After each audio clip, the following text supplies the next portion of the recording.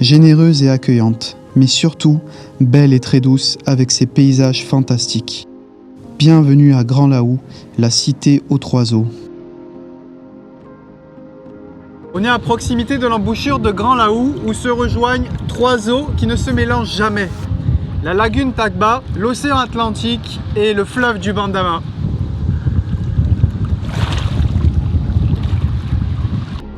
Oui, je sais.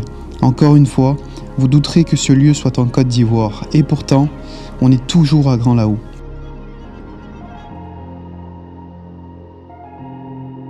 Derrière ce petit bout de paradis, on trouve malheureusement quelques humains qui agissent mal en détruisant ce bijou qui nous est offert naturellement. Ouais, bah voilà, le méfait et les excès du tourisme, on n'est pas éduqué. Qu'est-ce que tu ramasses?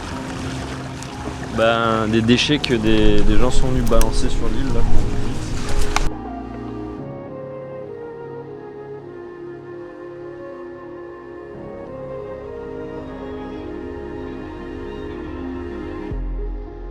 Cette île que j'appelle l'île aux serpents disparaît d'année en année à cause de la montée des eaux, de l'érosion côtière, dont le village de Laou Panda est victime.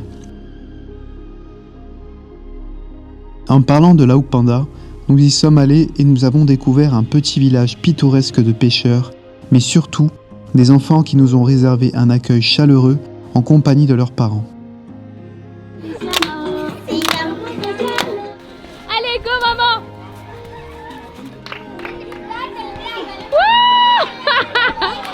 Présentement, on a Laou Panda, le petit village, joli village, on voit les vrais toits et les vrais bambous et tout ça.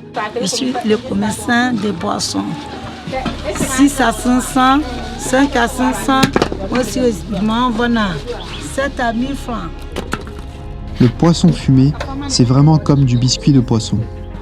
Les maris vont pêcher et les femmes elles récupèrent pour fumer et ils vont faire les business entre Grand Laou et Abidjan. On a croisé des touristes étrangers qui nous ont fait part de leurs ressentis en visitant ce village. Dans un village de Grand Laou, donc bon, c'était un peu pour expliquer mon expérience. Franchement, c'est une très belle expérience, on a mangé du bon poisson, on est là en train de voir le fumoir. Je ne connaissais pas c'était quoi le fumard, maintenant j'ai appris. Et franchement, on a passé une très belle journée avec le parc d'Azini, etc., avec mes amis qui viennent de venir d'Espagne. On est tous vraiment contents, donc voilà, je vous invite à venir ici. Allez, à Guaba à tous. Hi, so I'm Sandra, and to be fair, coming here it's been so eye-opening. Like, I love dancing with the kids; they're just so nice, and it's been great. Honestly, everyone should come here and experience it.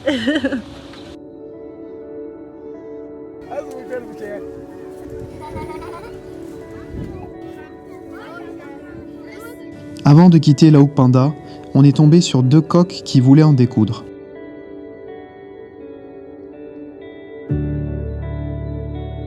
J'insisterai encore sur le fait que Laou Panda est en danger face à l'érosion côtière et que ce village risque de disparaître dans quelques années. Il faut aussi savoir que Grand Laou est connu pour être une zone où on peut trouver des lamantins. Et malheureusement avec le braconnage c'est très difficile d'en trouver. Et avec mon ami Cédric on va essayer de les voir. On a reçu une information qu'il y en a quelques-uns dans la zone qui ont été aperçus il y a quelques jours. Donc on va essayer de les voir. On va vers le canal de Grodida. Comme prévu, nous n'avons pas trouvé de lamantins.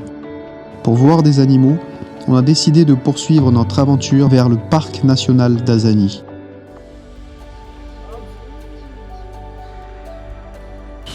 On se retrouve juste à l'entrée du parc national d'Azani et malheureusement ici on n'a pas d'éléphants mais on a des chimpanzés, des serpents, des oiseaux, beaucoup d'oiseaux migrateurs, des potamouchères, des familles de singes également. Et donc la marche qu'on va faire aujourd'hui c'est 1 km jusqu'à la savane où à l'intérieur il y a un mirador qu'on peut utiliser, qu'on peut emprunter très tôt le matin pour observer les buffles qui sont au nombre de 800 environ au parc. Allez, go. On a poursuivi cette marche en quête de connaissances et d'observation.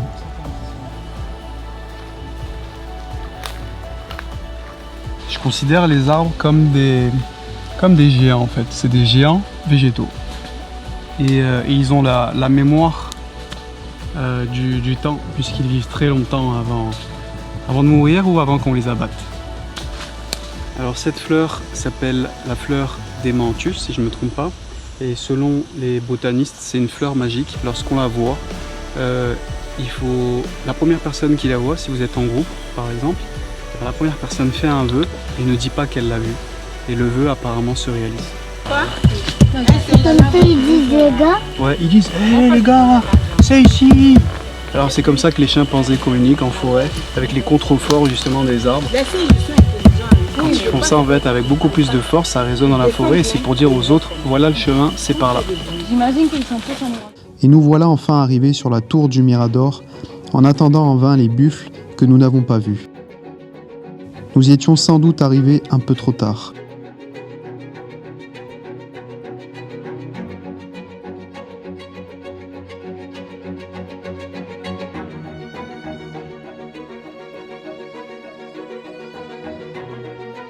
Plus loin, on a appris qu'un chimpanzé avait été placé sur une île en isolation.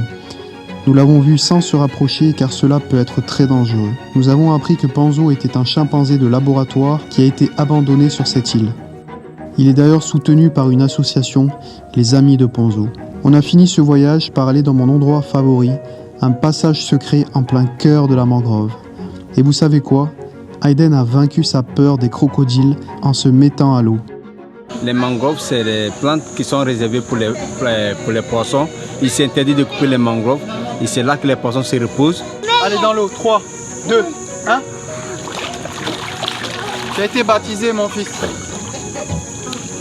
Trop cool, trop chouette. Parti là-bas. Oui, on a fait trop de bruit donc ils sont pas. J'adore la nature.